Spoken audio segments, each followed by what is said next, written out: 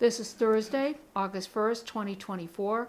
We are in Lexington, Massachusetts, and this tape is part of the Morse Institute Library's continuing Veterans Oral History Project.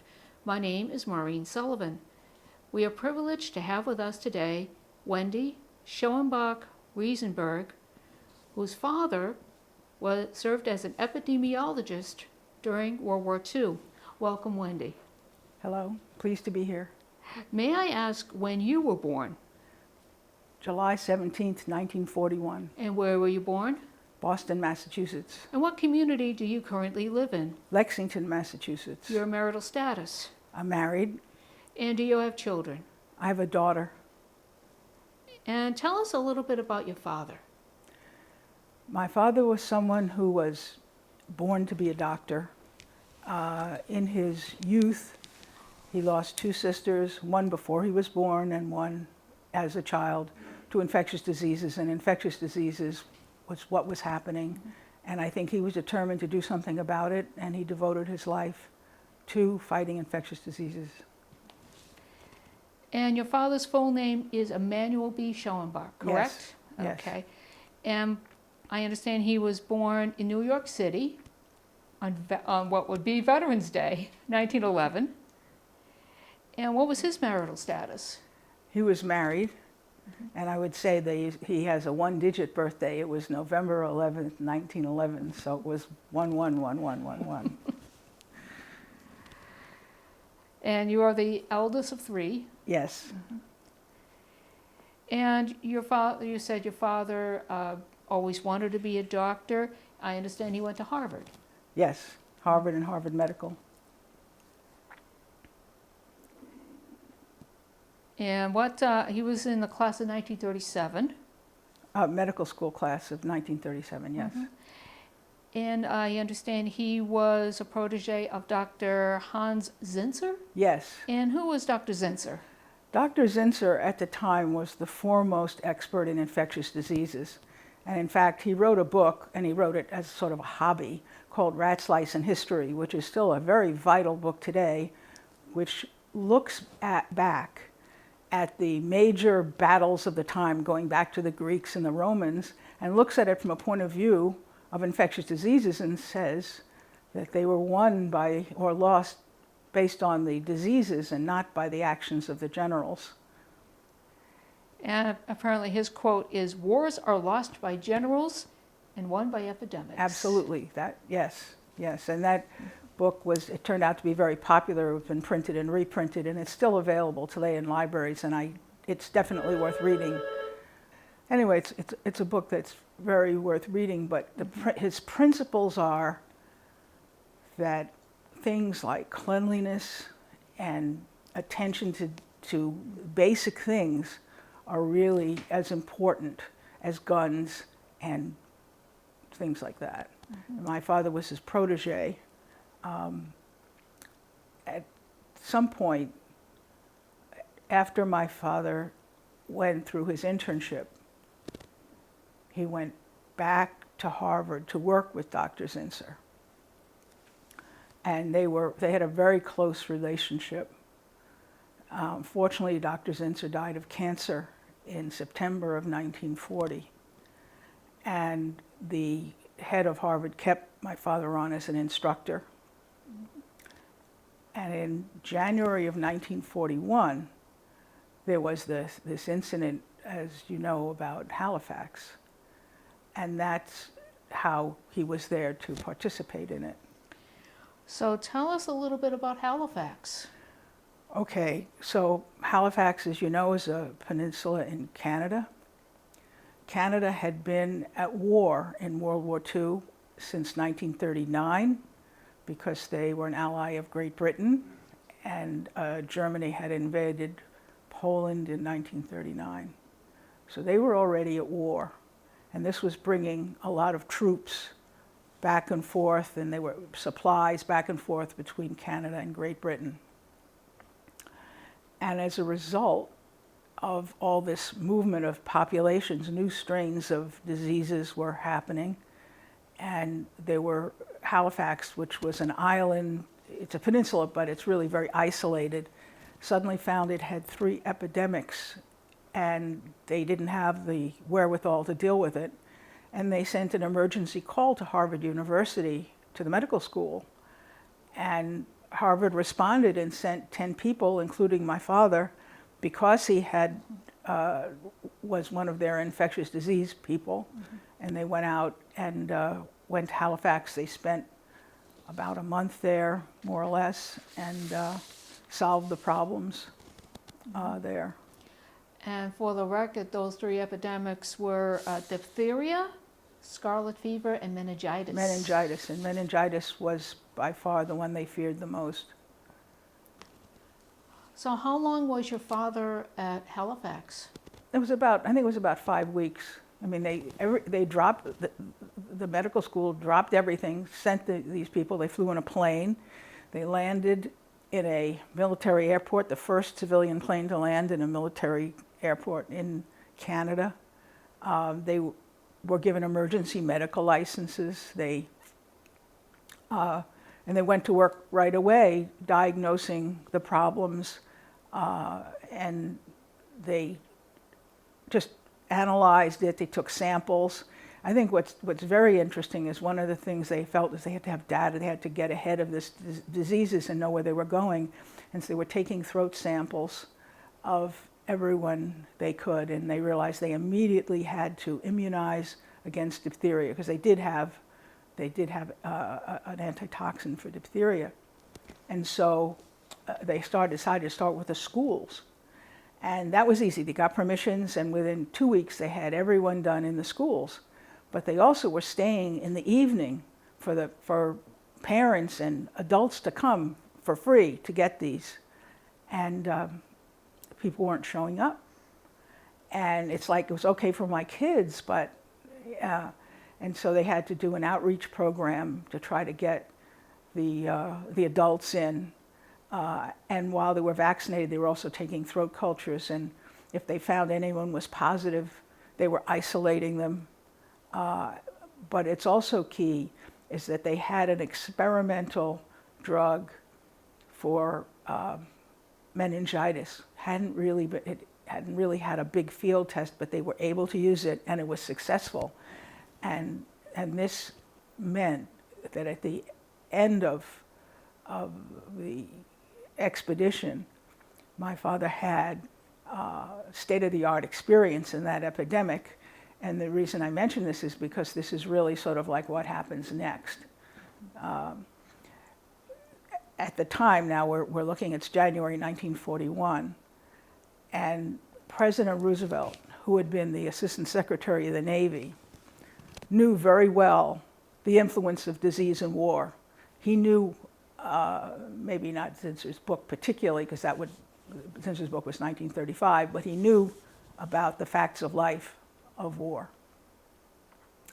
And so he formed an Army Epidemiological Board. I think he formed them in the other services. And he said, we're going to keep the troops and the civilian population safe. We're going to do everything we can. And these boards had commissions and subcommissions and so on. And President Conant, who was then the president of Harvard, was on one of the original committees that he had. I think it was, the name escapes me now, I think it was the Defense Board.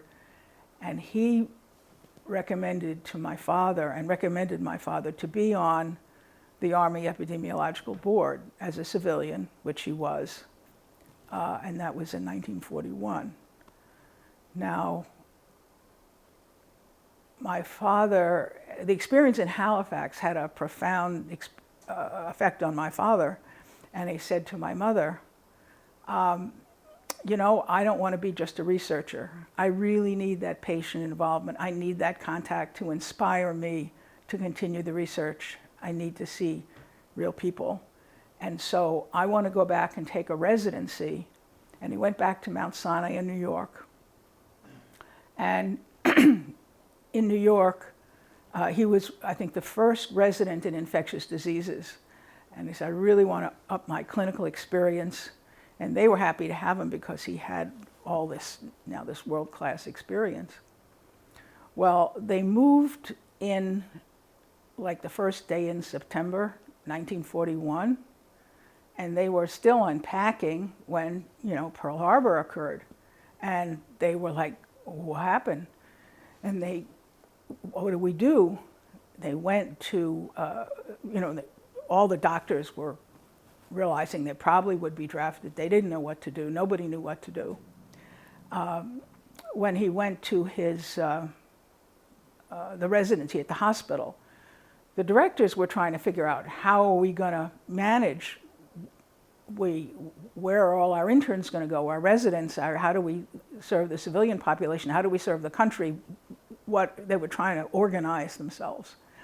And so it was suggested to my father, and maybe to some of the others, that they enlist. And by enlisting, they stood a better chance of having their specialty in the Army. And there were stories in World War II about pediatricians doing field surgery and so on. So, and he re-enlisted, his appointment at the Army Epidemiological Board was renewed. And he was allowed to finish this one-year internship. And then he went off into the military. And he was stationed in Baltimore, Washington, with the idea that he would bring that knowledge with him to the Army, to the Army Medical Corps. And I understand he did join the Corps in February 1943 as a captain. Right. I think that's the usual way that doctors were admitted. And he was at Camp Carlisle, that I do know. And they immediately, put him to work on various things. There is, anecdotally, I think he did some work on anthrax, which is highly classified, but my mother would tell stories that he would, this is when I was then a baby, that he would, get in the morning, shower, get dressed, go to the hospital, take off his clothes in one room. You'd shower, get into hospital scrubs, do his work, leave the clothes in the hospital, take a shower, get into his street clothes, come home and shower. That was the protocol they used, because a neighbor once asked my mother, "Are you worried about Wendy of him bringing home something?" She says, "My God," she said, "he's the cleanest man in the world." So, but then he was paired up with a fellow, Dr. Farr, who was, I think, on the faculty at Johns Hopkins Medical. And they told the two of them, meningitis is a very serious problem. We're already seeing statistics, both in factories and troop camps and everywhere, going up higher than they've ever been. We're very concerned about epidemics, and meningitis thrives in crowds. Epidemics in general thrive in crowded conditions. Our troops are going to Europe on boats, and we want them to be able to arrive there in the best possible health. Meningitis has a high kill ratio, and if they hadn't done that, the troops really wouldn't have gotten there in any kind of a fighting form. Mm-hmm. So they immediately set out to attack this disease, which is a worldwide killer, and figure it out. And this is before big research programs and big drug companies. This is all before this, and they were working basically on a shoestring, and they devised this experiment where, and it had to be done all with volunteers. And this was at Walter Reed, and they picked Walter Reed for a variety of reasons. And one is that it wasn't, and the Army bases next to Walter Reed. I'm not that familiar with the details of it, but they picked it because the troops at that time, the barracks were not filled to overflowing. The men were not doubled up or anything, so they had a decent normal population. The men in there had not been overseas, so they weren't exposed to something from the outside. And they did an experiment of 300 men. The first 100, first they started with 200, and they had to convince the top people to let them do this. and they had to sell it. And their idea was that 100 men would be the control, which means they're not going to give them anything. The second group of 100 men was going to be given this drug that they'd used in Canada. I'm going to say it wrong, but it's a sulfa drug. And to see how that did it. And what the experiment was they took a cotton ball and they tied it to a string and they put it down their throats, way down their throats, and they had to sit there for 2 hours at a time. The men volunteered for this, and it's detailed in the books. They would sit there for 2 hours at a time, then they would take out the cotton ball and they would put it in a petri dish and see what was growing. And after 10 weeks of this, they had results.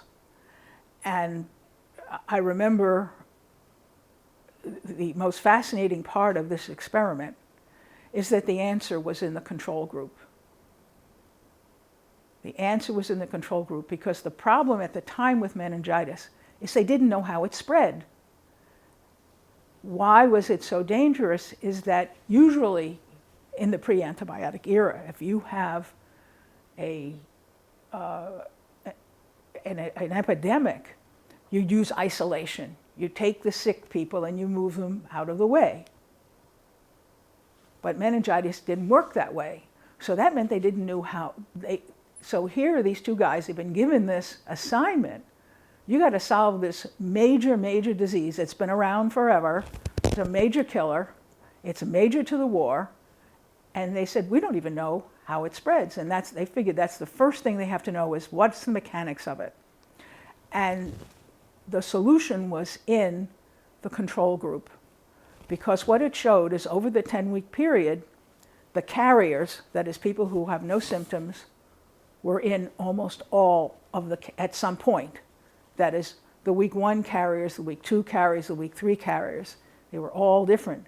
But a huge percentage of of this control group population was carrying meningitis. And so they realized that the secret was that they had to make sure that if a ship or whatever group you were putting together was clean, absolutely clean. And the second group, which I said was having this experiment with the sulfa drugs, was proving effective. And they knew that from the petri dishes again. You know, this really hardcore, day after day labor, good old-fashioned medical work. You know, you're just doing the lab work and doing the lab work and putting the data together. So it showed that this worked, but it doesn't work for long term. It only worked for a few months. So the secret, which is what he then spent a lot of his career doing, going around and educating the military all around the country, was that if you're going to put a boat, say you have a boat that you're sending, a troop ship, you make sure that every single person on that troop ship, including the crew, has been given the sulfa drug at a certain time before you leave. And so that means that everyone on the ship is clean, is not a carrier. And that was the great secret. Of course, they didn't publish because, you know, hello, other side, this is what we're doing. But that's what they did. What the third group was, just to get back to the experiment, was that now that they knew that the sulfa drug was effective, the third group was to determine the doses, the right dosage. You didn't want to give too little, or it wouldn't be effective. You didn't want to give too much because you have a limited supply of this and you're trying to give it to thousands and thousands of people, so you really want to have it, you know, you want to be as efficient as possible with the, you know, medical supplies are critical supplies like ammunition. You have to have the right amount. Mm-hmm. And so that was one of his major contributions in the war. There were other things that he also did. One was he went overseas. Mm-hmm. He was sent to Italy. Now this was after Germany had surrendered. So you'd say, well, why was he then sent? Well, he was asked to by the Secretary of the Army because they were getting reports that U.S. soldiers and prisoners of war in Italy were getting sick, and they didn't know why they were sick. And so he went over there to diagnose it. And so, as my mother tried to remind my father, who was always enthusiastic about any professional challenge, you know, the germs don't know there's a ceasefire. The germs don't know the borders. You're going to countries where their sanitary systems have been totally obliterated. You know, you're going into a very dangerous situation. But to him, if there was a germ to fight, that's where he went. And they figured out it was a form of diphtheria, and were able to treat it that way.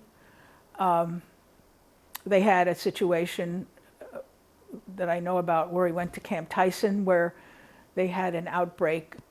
I think they knew it was diphtheria, but they were trying to figure out where prisoners of war were getting sick, and also they had brought stuff over. So we now have strains coming from Europe. Figure out what to do and to keep not only the troops safe, the prisoners of war safe, and this was key to keeping the population safe, because in those days, well, particularly say like Camp Tyson, the prisoners were used for farm labor. The farmers, take a farm family, and the men have been sent off to war, and the women and the older men are trying to keep the farm going. They needed the labor, and so the prisoners of war were happy to do it. It meant it was more like home to them, you know, it was more agrarian time. And, but you have to keep, again, infections, you didn't want infections to spread into the population. So you had to be sure that the prisoners of war were also not carrying diseases. And as I said, again, carriers are people where they don't present any symptoms. The most famous one being Typhoid Mary, way back when. Mm-hmm. So, including, especially with the work that he was doing in Italy, did he ever say anything about what he saw in Italy? I mean, that was just after the war, and so much of Italy got torn up. I don't think he toured Italy. I think he went to a particular place. Okay. I think the town was named Caserta, Caserta, and another place. And as soon as he was finished with that, they sent him back. It wasn't. I don't think he went around to a particular. So by the time he comes back from Italy, let's see, if this was May, it's now like late July, early August? Yeah, 1945. Okay. So it's just around the time when folks are kind of worried about going to the Pacific to fight Japan, but the bomb got dropped. Was right. I think that's when the bomb got dropped. Mm-hmm. But I don't recall that. I mean, the story my mother used to tell was that my younger brother, was about 1 year old, and was about getting ready to walk, and she wanted Manny to see his first steps, and she knew he'd be coming home, and so she wasn't encouraging him, and she wasn't discouraging him, but she wasn't encouraging him. And then my father walked through the door, and she picked my brother Vic up, and he literally walked to my father, and that's what I do remember about that. But other than that, So according to this, he was actually discharged in Baltimore in 1946. So was he continuing his work at Johns Hopkins? Well, they hired him to the faculty. And he also continued his work with the Army. I mean, his resume has a long list of committees that he was still working with. He continued to work with the Army and as a consultant in Veterans Affairs, just a long list of groups. And also when he went to Johns Hopkins, his work was then shifting to the new field of antibiotics. And he did a lot of work in the early antibiotics. And the the books that I wrote really show this, what a kind of trials and tribulations that a research scientist goes in, where you're putting your heart into something and you really hope that it's going to work, and sometimes it does and sometimes it doesn't. Now with the antibiotics, way back when, they had money to do clinical trials, and the biggest problem was the side effects. Like we have found a germ. Antibiotics means a germ kills a germ, basically. Bacteria kills a bacteria. So you find the bacteria that will kill a bacteria for disease, and you're all excited, but it has so many toxins and side effects that it kills the patient. From the patient's point of view, who cares, you know, the gun or the knife?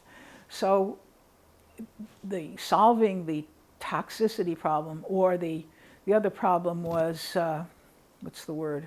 Oh, I know.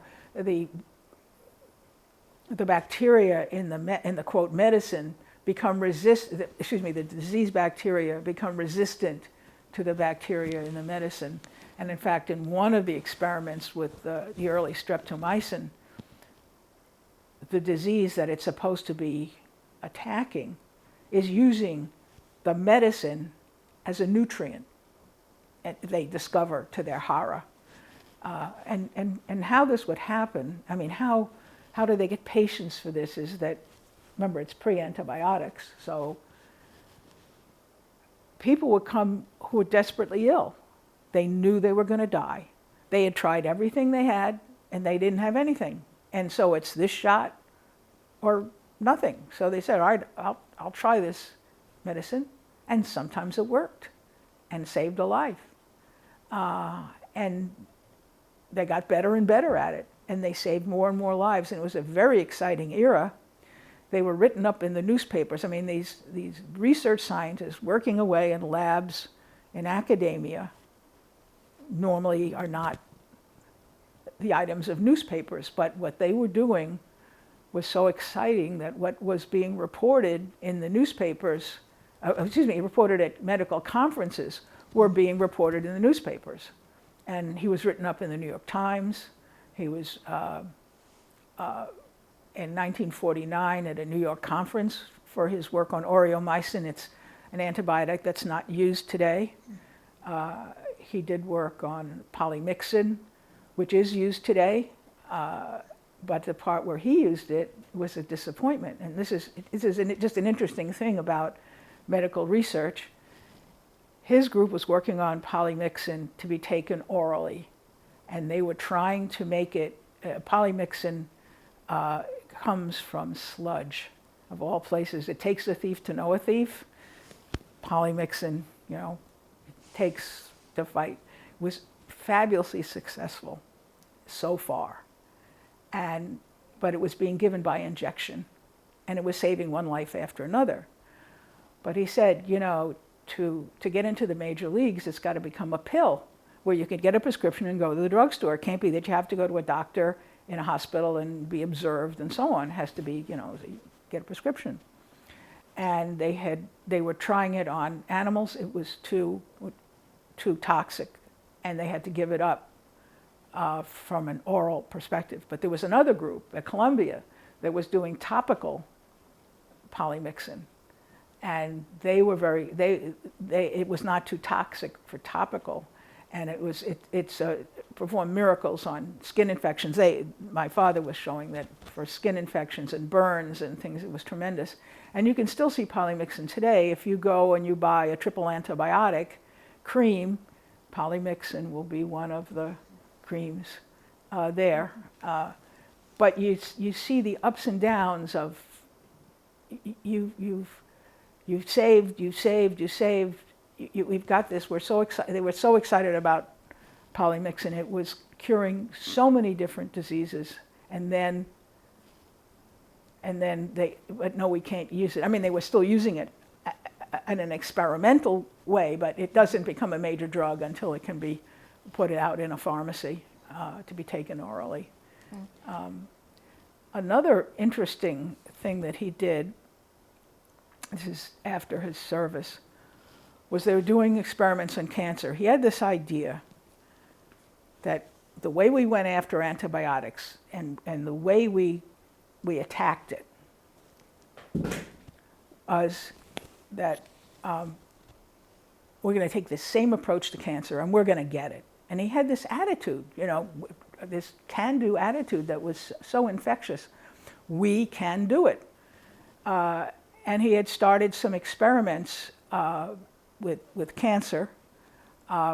They were not as successful. I mean, obviously he didn't cure cancer, but I mean, they weren't as successful as they hoped. But one of the most interesting things is they had a clinical trial, and there were 2 patients that were getting better than everybody else. So why is this? So he went back and studied their records carefully and discovered, well, they didn't have cancer. So they shouldn't have been in the trial. They were misdiagnosed.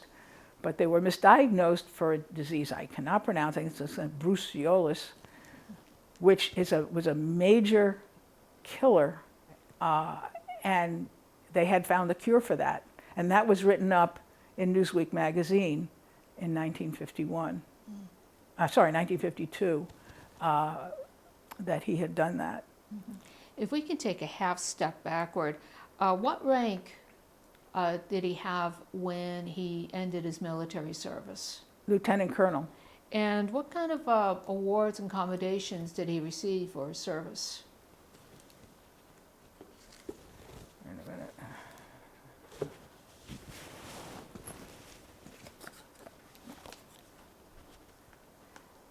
Because you had mentioned earlier that he'd gotten all kinds of Yeah. commendations. He has he had all kinds of ribbons that I don't understand, but those are for theater served, I think. He got a military citation from S. Bain Jones, Brigadier General, Army Medical Corps, on March 29, 1946. And it's for his work on meningitis and as a civilian consultant to the war, and talks about all his different work that he does. I couldn't read the whole thing, but if you want, but it's a long. Do you want me to read it, Maureen? Yeah, go ahead. Well, all right. It says here, so you can trim out what you don't need. Military citation of Emanuel B. Schoenbach by S. Bain Jones, Brigadier General, Army Medical Corps, 29 March 1946. Recommendation of the award of the Army Commendation Ribbon to Major Emanuel B. Schoenbach, 0-402675 MCAUS. Decoration Awards, Board Office of the Surgeon General. It is recommended that the Army Commendation Ribbon Award be awarded to Major Emanuel B. Schoenbach, Medical Corps, Army of the United States, and member of the Commission on Meningococcal Meningitis, Army Epidemiological Board, for exceptionally meritorious service rendered during the period from 8 February 1943 to 15 March 1945. The following information is submitted in support of this recommendation, which has been prepared in accordance with War Department Circular Number 337, dated 18 December 1945. As a civilian consultant to the Secretary of War, Major Schoenbach was one of the first group to serve the Surgeon General in connection with the work of the Army Epidemiological Board.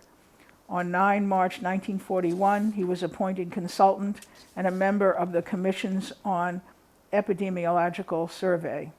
He served in this capacity until 1 January 1942. Commissioned captain in 8 February 1943 and reappointed a consultant to the Secretary of War in March 1943. Captain Schoenbach was placed in the highly responsible position as a member of the Commission on Meningococcal Meningitis. Among many activities, the most important were as follows. From 19 March 1943 to 30 May 1943, Major Schoenbach, promoted to Major 3 June 1944, directed an extensive study of the dissemination of meningococcal infections and of the effect of the administration of sulfadiazine on these infections at Fort George G. Meade, Maryland. This study provided a large amount of additional new information, which was useful in the Army program for the prevention of meningococcal meningitis in troops, a program to which the Commission on Meningococcal Meningitis has already made important contributions. From August 1, 1943 to 1 November 1943, and again from 25 August 1945 to 15 November 1945, Major Schoenbach served as acting director of the Commission on Meningococcal Meningitis. In this position, he carried all the responsibilities for the Commission. From 26 September to 20 December 1943, the field study of meningococcal infection was continued under Major Schoenbach's direction at Fort Meade. He succeeded in obtaining valuable information about the comparative absorption, persistence, excretion, and meningococcal activity of selected sulfonamide drugs. The continuation of the field study of meningococcal infections, with special reference to critical evaluations of techniques and of methods for making surveys, was carried on at Fort Meade again from 14 October to 17 December 1944 under Major Schoenbach's direction. The best methods for making large-scale surveys was formulated in 1944 when problems of diphtheria were increasing in the Army. Major Schoenbach was requested by the Surgeon General to work with a special group of investigators in collaboration with other consultants and members of the staff of Preventive Medicine Service. Major Schoenbach made a study of diphtheria immunizations as measured by the Schick test at Camp Ellis and Camp Tyson from 1 February 1944 to 15 April 1944. He participated in an investigation of procedures for immunizing adults against diphtheria. From 25 May 1945 to 24 August 1945, Dr. Schoenbach, in collaboration with Dr. George D. Gammon, represented the Army Epidemiological Board in an investigation of diphtheria and its neurological complications in the Mediterranean theater of operations. Major Schoenbach was sent overseas at the request of the commanding general and chief surgeon, MTO, in Italy. During this period, he carried out an extensive and instructional program and gained a great deal of useful information about the possible relation of diphtheria to polyneuritis of the Guillain-Barré type. This investigation was very useful to the theater and to the Surgeon General. During the whole period from February 1943 to December 1945, Major Schoenbach supervised the laboratory of the Commission on Meningococcal Meningitis at the Johns Hopkins University School of Hygiene and Public Health at Baltimore, Maryland. Numerous problems were investigated at this time. On December 10, 1945, Major Schoenbach was appointed Assistant Administrator to the Army Epidemiological Board and was brought to the Office of the Surgeon General, where he has been assisting most effectively in the administration of this board. A draft of the citation is attached. Signed, S. Bain Jones, Brigadier General, MC, Deputy Chief, Preventive Medicine Service Administrator, Army Epidemiological Board. An incredible career, and of course you're reading that off one of the two books you wrote about your father and his experiences. Yes. Yes. Well, this one, Manny and Frances, An Extraordinary Couple, is really about his life until his death. He died early of a heart attack in 1952. And then this one, my brothers, I wrote this book originally so my brothers would know about my father. I did a lot of research. It took me about 20 years to write that book. And I tried to write it so it would be understandable by everybody, like a novel. And people have told me they can't put it down. But my brother said, you know, this is a great book, but it has a lot of personal stuff, and we want to give this to medical colleagues that they would want, you know, just the medical part.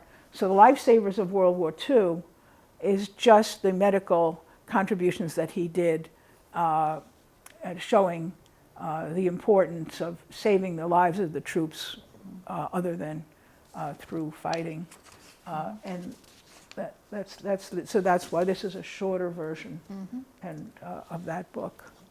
So Wendy, in addition to your father's experiences during the war, you also have some memories of life during and just after World War II, even though you were still kind of a little girl. And one of the items you mentioned was the souvenir your daddy came back from Italy with. Well, okay. Let's see, just to put it in context, I was born in July 1941, so I was 6 months old when Pearl Harbor occurred. And when he was stationed in Baltimore, there was no housing, and so we weren't there for about 6 months, and then we moved to Baltimore where we didn't know anyone. And the few things I do remember was that there were you couldn't buy new appliances, and they had to buy a refrigerator secondhand, which turned out to be a dud, because it was, who knows, the compressor went. And so my mother had to have an iceman come every day and put ice in the fruit bins. It meant she had to shop every day, and it was quite a hardship because with ration coupons, she couldn't save anything. So I remember that. I remember Baltimore being extremely hot. We were New Yorkers, we weren't used to it. And when my father came home from that short visit to Italy, he brought home some souvenirs. And one thing he brought home was, he brought home a German helmet. He brought home a flare gun where the pin had been removed. And he brought home a Luger, a German pistol. Oh, I guess it's an officer's pistol. And my mother did not like any of this at all. But she really drew the line on the Luger. And he said, well, I will put it on top of the mantelpiece. He says, no, this is absolutely not what I want in my house. Get rid of it. Her father had died in a gun accident, and there's no way she was going to have a pistol in the house of any kind. And he made him, probably sold it to somebody else. So that left the house. The helmet stayed in the house. It was too heavy. We put it on. It gave us a headache. Probably shouldn't have, but it was very heavy. And the flare gun, we could hardly pick it up. But when we were older, we played with a little. I think about it now. We should have just gotten rid of it all. I remember personally looking at the signature. They had a leather interior, and there was a signature in it, which I guess must have been the guy's name. And I remember thinking as a little girl, who is this person? What has happened? I remember the blackout curtains. So we'd have to put the blackout curtains on, and there were no toys. There were no toy stores. We played with the things you had around the house, clothespin dolls and pots and pans and, the really basic things. So anything you had, when I got my first bicycle, it was secondhand, things like that. Mm-hmm. Now, you mentioned earlier that your father passed away rather suddenly in 1952. Yes. Yes, and a couple of years later, you were awarded an AMVETS scholarship. Tell us about that. Okay, it was more than a couple of years. What happened was, and when I think about it now, looking back, it's a little bit ironic that a top doctor working in a top hospital, surrounded by doctors all the time, dies of a heart attack in the middle of the night on Labor Day weekend.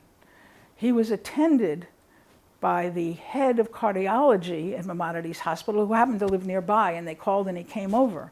But it shows in 1952 what they didn't know. They really knew nothing. There were no EMTs, they didn't know about aspirin, they knew very little. Anyway, he died in the middle of the night.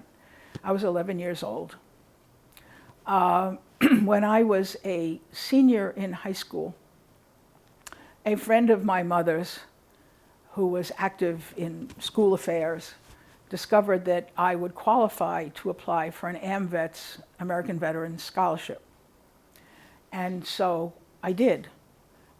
It turned out that it was the same exam that was given to the merit finalists, which I didn't know until after the exam.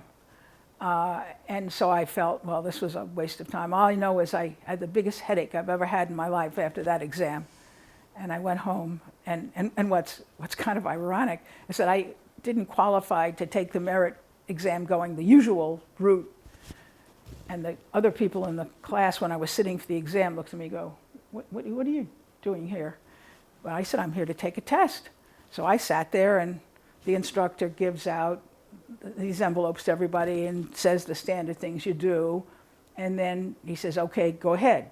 And then he pulls out another envelope that looks identical to theirs, but who's paying attention? Or he opens an envelope, pulls out an envelope that then looks like theirs. It's just a manila envelope, and puts it on me and says, there you go.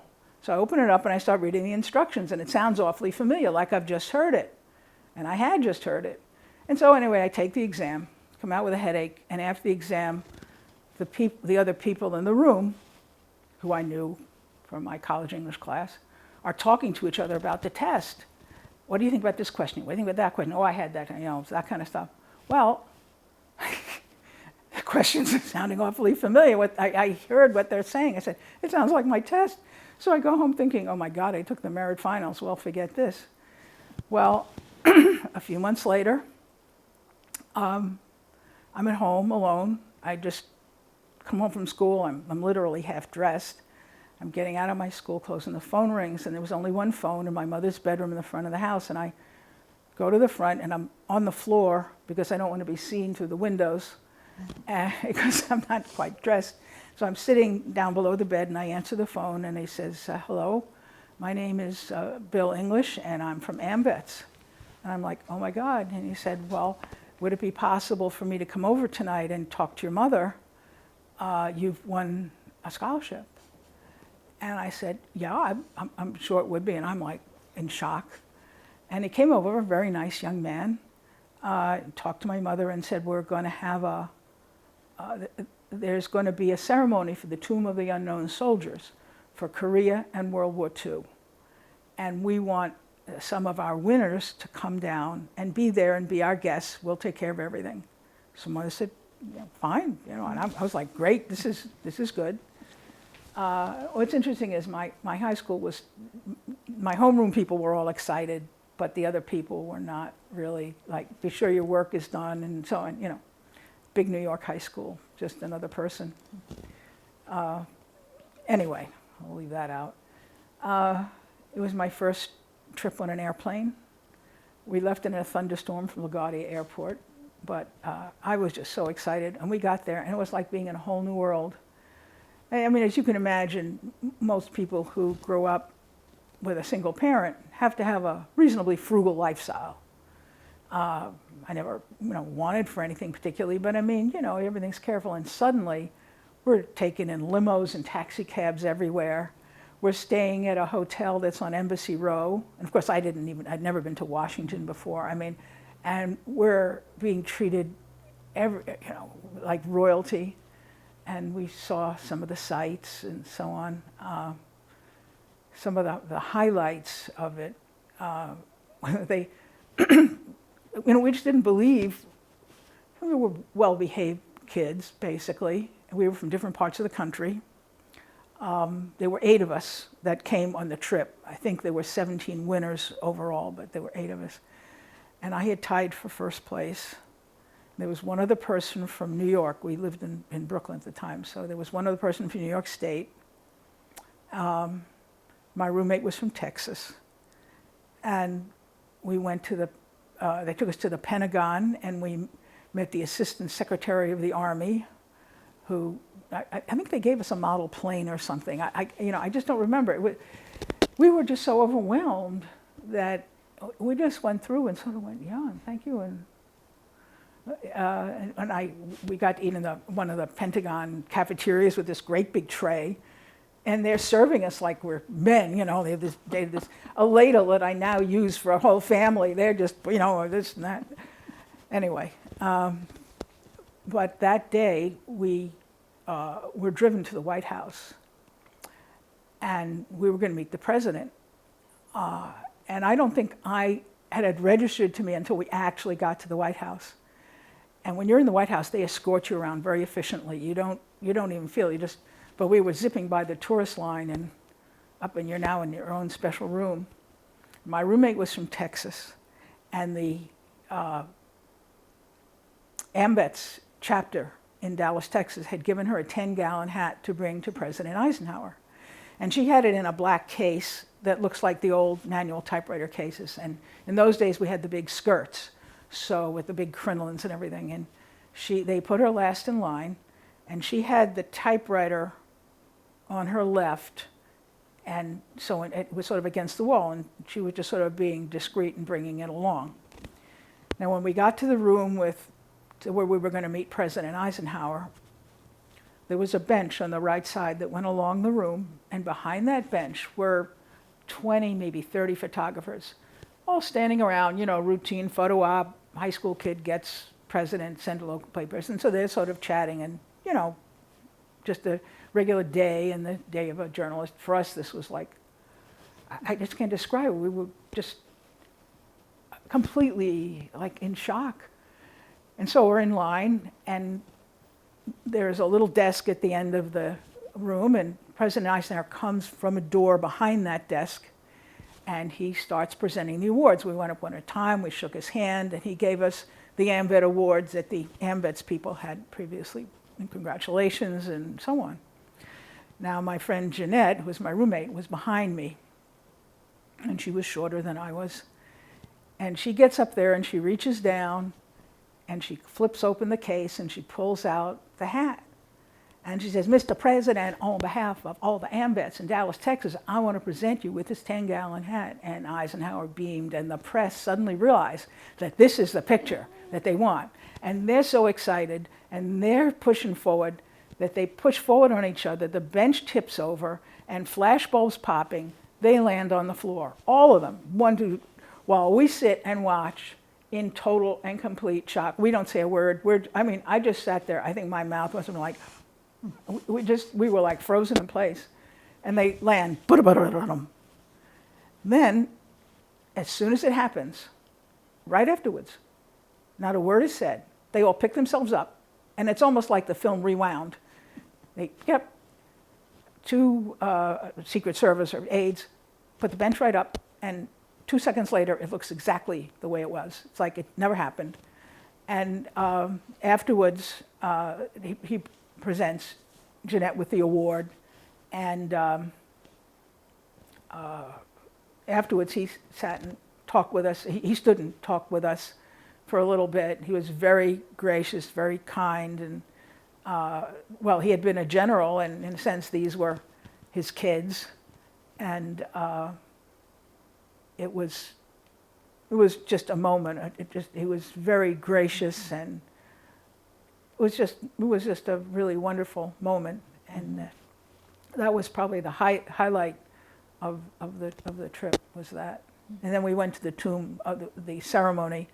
In those days, Memorial Day was celebrated on the day, so it was a Thursday, I believe, and we went to the ceremony, and the weather was good, and I remember I think the seriousness of it. I had never been to a formal military ceremony. I'm not from a military family, and it was just so impressive, and the respect and the whole just left a tremendous impression on me of that ceremony. And the whole week, I'll just never forget of how wonderfully we were really treated. And the scholarship was significant.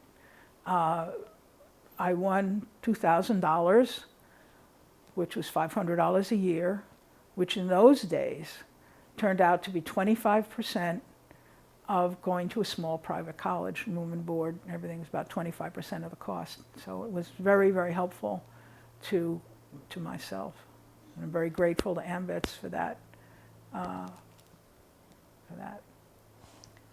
So Wendy, you did go to college. What was your major? We're really going in a different direction here. Okay. Mm-hmm. Well, I started out to be a bio major, but I couldn't handle the smells of organic chemistry, they were making me dizzy. And I found what I liked was working in art, which I had taken as what do you call it, that one course you take for fun. And so the New York State College of Ceramics at Alfred University, I went to Alfred University, the New York State College of Ceramics was there, and I transferred New York State College of Ceramics, and I became a designer. And afterwards, I went to, I thought I would need a school that was more worldly, for the word of it. And I went to the Pratt Institute, and I got a Master's of Industrial Design. And I worked there in industrial design for a while. But then, after I had my daughter and I was looking to go back, I found that industrial design wasn't what I had thought it was. That is, I had studied that you're given a problem, you try to come up with a creative solution within the parameters of the industrial process and what the client needs and what you're trying to do, the price range and so on, you try to solve it. But what they were doing was they were taking products that were manufactured elsewhere and manufacturing them here. So in other words, wasn't it creative, it was just taking somebody's design and moving here. And I felt I needed something that was more creative. And what I remembered was that somehow all the decisions that were made in my work were made about the people that spoke money. And I realized that I have to learn how to speak money because I wanted the creativity, the ideas, it wasn't so much the coloring the pictures or doing the medium technique. So I went back to school and I went to the University of Lowell and Bentley College, and I got a degree in accounting. And then as I went to work, as I was interested in taxes, I ended up getting a master's in taxation from Bentley College. And I worked I got my CPA, and I worked there for a number of years. But I've been involved in a whole bunch of different things. I've always sculpted, and it's always been a hobby. I mean, not recently, it takes a lot of physical work, which I don't do now. So I've been involved in that. I've been a town meeting member, just various things. But I found accounting, people would say, well, in fact, my mother would say, accountant, how?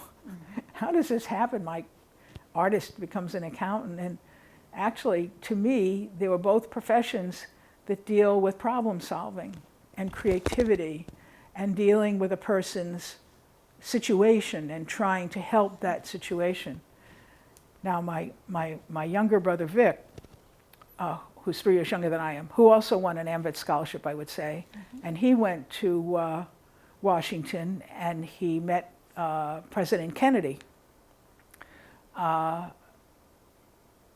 He became an epidemiologist and has had a distinguished career at the University of North Carolina at Chapel Hill in their School of Public Health, and he has won awards for his efforts in epidemiology.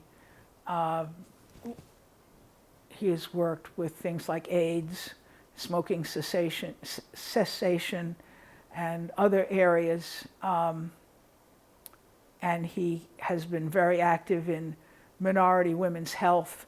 They have a conference there every year on minority women's health, and they now dedicate a lecture to him, and in his honor. He's still with us, very active, and so in a sense he's followed in my father's footsteps, but I don't think he knew it at the time, shall we say. My other brother, Andrew, who's younger, 7 years younger, had a very distinguished career in government. He was a branch chief at the Office of Management and Budget, serving from Presidents Reagan up through Obama. And these are non-political positions. and this is something that people don't understand in the newspaper, that how important our civil servants are. They are apolitical. They are trying to get the job done for the country. They're trying to deliver a service. And his office, his particular branch, was the branch that assembled the federal budget. So they worked under a lot of pressure. They worked many long hours. And for them, it's all about service. And OMB works for the president. One of his major contributions was a program, I think it's called MAX, but what it was a wiki, which was how different federal agencies could talk to each other without meeting and assemble information and have information available and have different layers about it. You know, the public could have this much and certain people could have this much, and so that it was very important in providing access to all kinds of services, especially medical services. The Navy and some of the other services were major, or I think still are, he's retired now, major clients of these services that he developed. I think it was developed through Office of Management Budget, but I think it has now been transferred to agriculture. I don't know why or how or what, that's beyond me, but these are major contributions in helping government function in terms of serving the needs of people. And his wife served as in the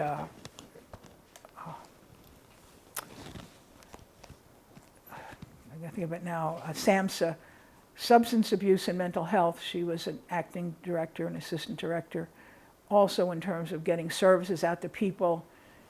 You know, Congress votes money for a program, but the rubber hits the road when it gets down to the implementation. And that's what the two of them have been active in. Very proud of their work. Wendy, you do come from a most remarkable family. Thank Is there you. anything else you'd like to say before we wrap things up? Well,